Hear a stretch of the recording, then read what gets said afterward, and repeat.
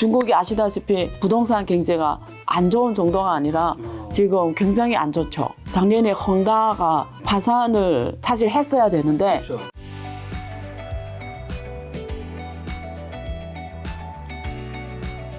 중국이 지금 굉장히 안 좋다는 얘기 좀 들었는데 네. 중국 경제 위기가 혹시 네. 얼마나 심각하고 네. 만약에 경제 위기 뭐 네. 다가오고 있다면 원인이 뭔지. 오케이.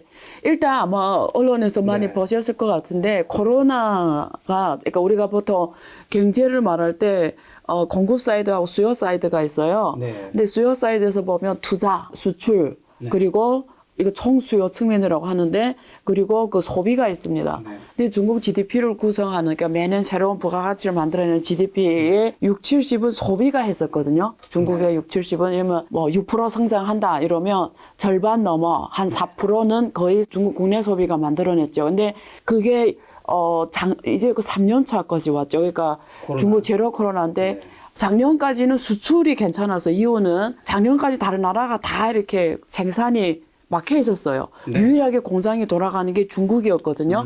그래서 작년까지는 중국이 수출이 상당 부분 좋아지면서 코로나 때문에 죽었던 소비를 좀 막아줬어요.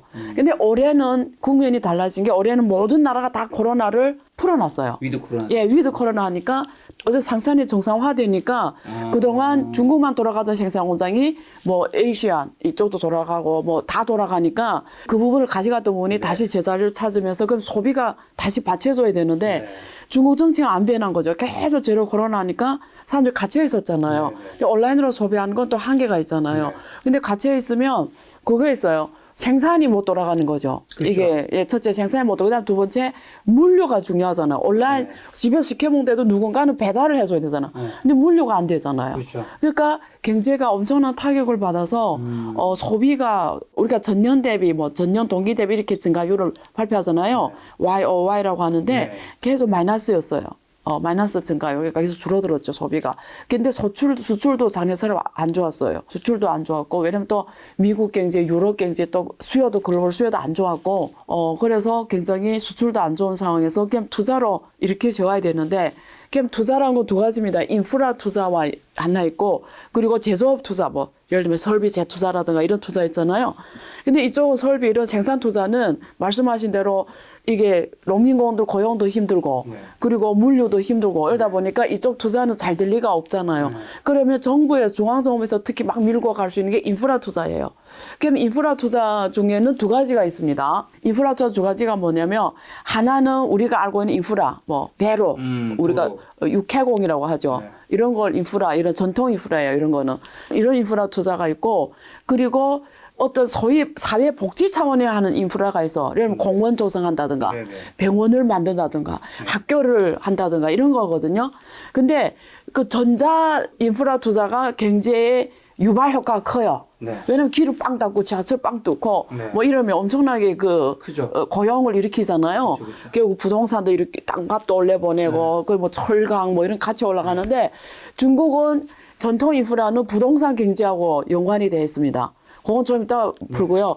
근데 이쪽 지금 이번에 중앙정부에서 밀고 가는 인프라는 신형 인프라라고 해가지고 스마트 도시를 구축한 인프라예요. 예를 들면 5G를 깔고 그리고 공동부유라고 해서 네. 병원 많이 짓고 그렇죠. 그 좀 소외된 사람들이 누릴 수 있는 사회복지가 있잖아요. 학교를 많이 짓고. 근데 이런 거는 유발 효과가 안 커요. 그리고 오래 걸려요. 이게 그러니까 올해 바로 좋아지는 게 아니라 시간이 필요해요. 그러니까 이런 거 지금 많이 하는데 뭐 그 5G 이런 신호 인프라는 미래 쪽이잖아요. 그렇죠. 아직 현금 흐름을 못 들어오는 지금 쪽이에요. 당장은 아니에요. 그러니까 전통 인프라에 기대해야 되는데 전통 인프라는 상당 부분 부동산 영향을 많이 받는데 중국이 아시다시피 부동산 경제가 안 좋은 정도가 아니라 지금 굉장히 안 좋죠. 들어보셨죠? 네. 작년에 헝다가 그러니까요. 그때 여기서 한번 다뤄줬나? 파산을 사실 했어야 되는데 그렇죠. 헝다는 중국의 1위 기업이다 보니까 헝다 파산하면 전체 이 시장에 대한 시황이 너무 커서 건전한 부동산 기업도 파산하게 돼요. 헝다 1인가요? 예, 1위죠. 그 순위가 좀 왔다 갔다 합니다. 근데 그냥 톱3 안에 기업이에요. 그러니까 굉장히 최고의 브랜드 부동산 기업이니까 걔네가 만약에 파산한다 이러면 중국 국민들이 와, 이런 기업이 파산했는데 다른 기업이 지고 살겠어요? 어떻게 될지 모르잖아요. 그러니까 너무 큰 이 시장에 충격을 주니까 중국 정부가 파산을 못하게 했어요. 쉽게 말하면. 그래서 어떻게 했냐면, 근데 지금도 회복이 안 됐어요. 지금恒大가 사실 언영 죽어야 되는데 지금도 안 죽고 있어서 지금 어떻게 하나 그 자구책을 마련하고 정부에서 압력 주겠죠. 근데 이번에 7월 달에 그 심천에 네. 본사를 원래 짓기로 했었어요. 홍콩에 있거든요, 본사가. 근데 국내에는 심천에 본사를 지려고 심천에 땅을 사놨어요. 근데 이번 터지면서 못 했는데 지난번에 공고를 보니까 그게 경매에 나왔더라고요. 그 정도로 지금 힘들다.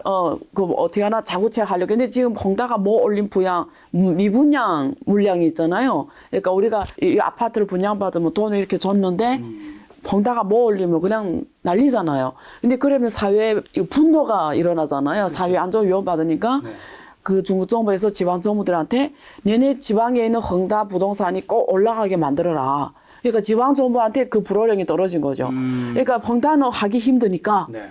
恒大만약에 내가 뭐 올린 미분양 아파트 올리려면 농민공도 불러다 집 짓게 해야지 뭐 해야 돼. 다 선수금 줘야 돼요. 그렇지만 안 하려고 그래요. 누가 파산하는 부동산 기업에 내가 돈 안 받고 해주겠다 하게 그러면 이럴 때 정부가 나서서 야 우리가 지구를 담보할 테니 먼저 일해줘 뭐 이런 식으로 하는 거죠. 올리게 하려고 노력하는데 지금 지방 정부도 수입이 없는 왜냐면 지방 정부 수입은 제일 재정 수입이 부동산이었어요. 근데 부동산 양도소득이 지방세거든요. 네. 거기서 오는 게 대부분 세금이었고요. 근데 또 이번에 제로 코로나 하면서 그 매일 검사하게 했잖아요. 아파트 단지별로 이게 핵산 검사하게 했잖아요. 그거 다 무료로 했거든요. 그거 다 지방 정부 재정으로 한 거예요. 그리고 지방 정부 부채가 원래 많았는데 제로 코로나 3년 하면서 재정이 거덜이 났고 부동산 경제가 죽으면서 수입은 안 들어오고 그러니까 지방 정부도 지금 돈이 없는 상황에서 무너지는 부동산 기업에 이런 분양을 미분양을 다 재라 이러니까 되는 데는 하겠죠. 뭐 상해나 좀 경제가 괜찮은데 대부분은 못 하죠. 그래서 지금恒大사례는 그냥 죽는 거는 기정사실화 됐는데 네. 중국 정부가 원하는 거는 피해를 최소화하면서 그거 시간으로 공간을 번다는 표현을 써요. 뭔지 알죠? 이렇게 한번 팍 죽게 하는 것보다 좀 이렇게 시간을 이렇게 갖고 가면 사람들의 사람들 잊혀질 점에 파산해도 상관없잖아요. 그렇죠. 좀 이런 걸 시간으로 공간을 번다 그러거든요. 그래서 이런 걸로 합니다. 그래서 부동산은 헌화를 시장을 해서 이 시장에 대한 기대가 엄청 무너지면서 중국의 거의 톱 10 부동산 기업들이 전체 시장의 70% 이상을 합니다. 근데 다 어려워요. 쉽게 말하면. 거기 B고위 외에는 5위 기업이었는데 B고위 외에도 지금 거의 뭐 엄청 힘든 상황이고요. 이미 그리고 그 톱 10 안에 기업들이 대부분 다 오는 그 채권을 있잖아요. 특히 달러 채권 많이 발행했어요. 근데 달러가 금리가 얼마 올라갔습니까? 올랐죠. 예, 그러니까 지금 설상가상이 됐고 달러 지수 환율이 엄청 올라갔잖아요. 위안화가 엄청 떨어지게 하면 어떻게 하죠? 부채가 커지죠. 엄청 더 힘들어지고 하니까 뭐 악성고리가 발생한 거 버리죠. 그래서 지금 부동산이 거의 다 무너진다 보시면 되고요. 민영기업은 특히 답이 없고요. 앞으로 부동산 시장은 어떻게 재편이 되냐면 대부분 다 국유 부동산 기업이 될 거예요.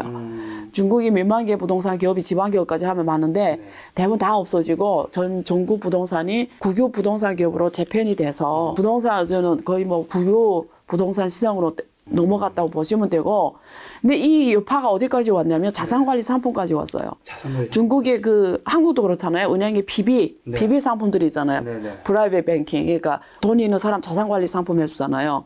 그런 자산관리 상품이 대부분 안전형의 부동산이 많이 들어가 있어요. 왜냐면 부동산이 채권형 펀드나 이런 게 특히 PF 이런 것들은 다 부동산이거든요.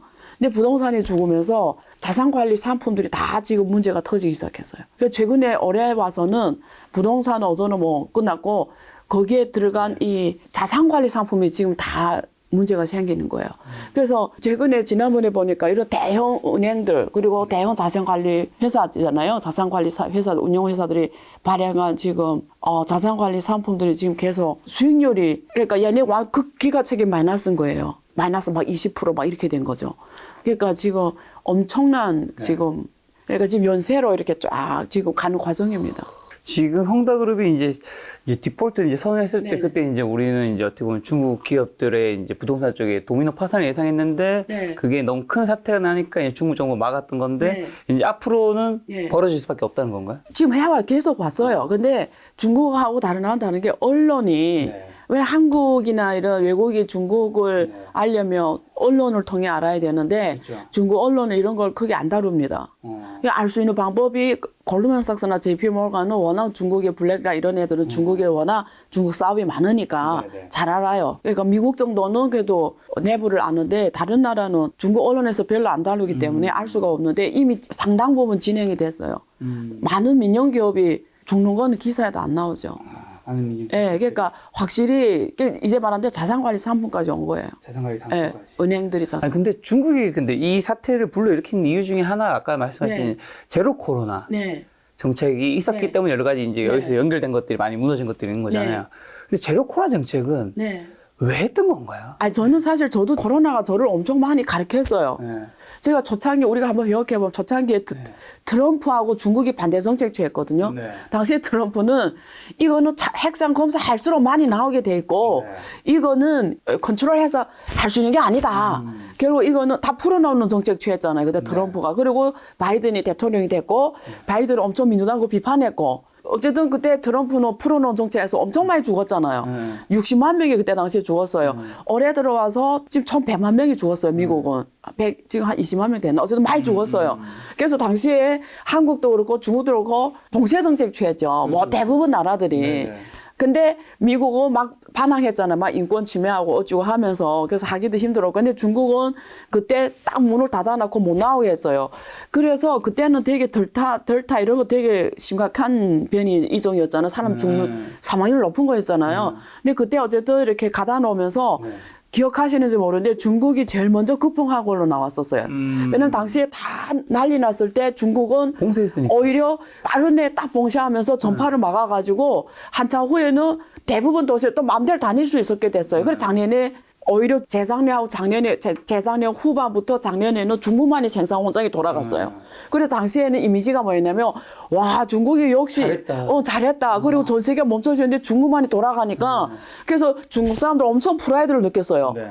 야 이게 정말 중국이 잘했구나. 네. 정책 엄청 성공했구나. 그래서 다른 나라 다 봉쇄 날리는데 중국은 마음대로 활동했거든요. 그때 막 활동도 엄청 벌렸어요. 그때는 막아놓지 않았어요. 또 중간에 풀었어요 한번. 그래서 엄청 정말 우월성이 있다 이랬는데 터지면 거기만 봉쇄했지 대부분은 맘대로 다녔거든요. 또 작년에 또 그랬어요. 그래서 야 이거 엄청 성공한 정책이야 제로 코로나 이렇게 했어요.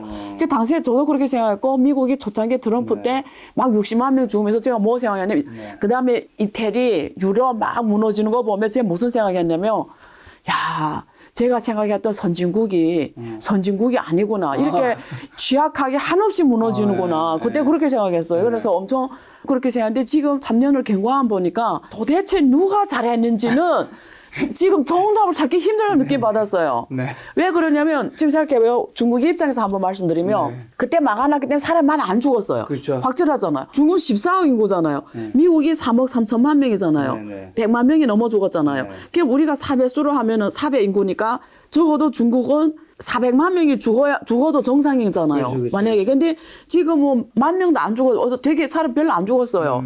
근데 지금 와서 이제 지금 다 풀고 있거든요. 지금 완전 다 풀고 있어요. 이제는 모두 검사도 취소하고 QR코드로 이렇게 검사했는지 안 했는지, 이거 황색이냐 노란색이냐 이거 보고 통제했는데 다 없앴거든요. 정확하게 12월 13일부터 없앱니다. 그럼 지금 생각하면 이제 풀었잖아요. 근데 지금 풀면은 사망률이 확실히 낮잖아요. 그러니까 지금 다 풀어도 다 걸린다 해도 사망률이 안 높잖아요. 그렇죠. 그러면 사망률 입장에서 보면은 중국은 14억 인구에 지금 아마 앞으로 지금 영국에 나온 파이널 타임즈 보니까 한 100만 명이 죽는데요, 이제. 중국이 올해 겨울에. 그래도 14억 인구에 보면 그렇죠. 잘했다고 볼 수 있는. 그러니까 사망 인구수로 보면. 근데 또 경제가 타격을 엄청 입었잖아요. 그러니까 문제가 가난으로 죽냐, 질병으로 죽냐 문제예요. 근데 질병으로는 많이 안 죽었다라는 거예요, 확실하게. 인구수에 비하면 14억이니까. 근데 이 3년 동안 제로 코로나 하면서 누가 대가를 치렀냐. 소상공인, 중소기업, 민영기업 이런 기업들이 사실은 그 대가를 치른 거죠. 그러니까 저는 이렇게 생각해요. 어떤 국가적인 대재난 앞에서 누군가 대가를 치렀어야 되는데 그렇죠. 미국은 이렇게 민간인이 많이 죽는 걸 대가를 치렀다고 하면 어떻게 보면 가난과 관계없이. 예, 상관없이 걸리면 그냥. 그때 다시는 무서운 거였으니까. 근데 중국 많이 죽지는 않아서 목숨은 많이 보호했는데 대신에 그 대가는 소상공인이 치른 거죠. 경제가 엄청 무너지고 소비가 소비업에 종사하는 거의 다 뭐 완전히 그냥 뭐 엄청난 타격이었고, 그러니까 가난으로 많이 일용직들이 있잖아요. 하루 벌어서 하루 사는 이 사람들이 사실은 제로 코로나로 안 죽었겠지만 또 가난으로 일생일대에 가장 힘든 상황이었어요. 그러니까 누군가 대가를 치렀는데 두 국가가 대가가 다르게 치러진 거죠. 그래서 그런 얘기가 있어. 사회주의 망하는 데는 두 가지 원인이 있다. 네. 하나는 질병으로 망하든지, 그러니까 사람이 다 초토화, 옛날 유럽도 그랬잖아요. 이게 전염병이 되게 무섭잖아요. 그러니까 아니면 가난으로 망하거든요. 구소련 같은 경우에는 뭐 여러 가지 이유가 많겠지만 그 중에 사실은 경공업이 이런 것들이 주로 군사에 돈 투자하니까 경공업이 경제가 되게 어려워지면서 망한 거거든요. 그래서 중국도 지금 두 가지 선택 중에 하나는 했어야 되거든요. 질병이냐 가난이냐 둘 중에 대가를 치렀어야 되는데 중국이 치른 대가는 가난이었던 거죠. 근데 그 대가가 지금 이번에 백지 시위로 표현이 된 거죠. 그러니까 백지 시위 딱 나왔잖아요. 이제는 더는 안 된다.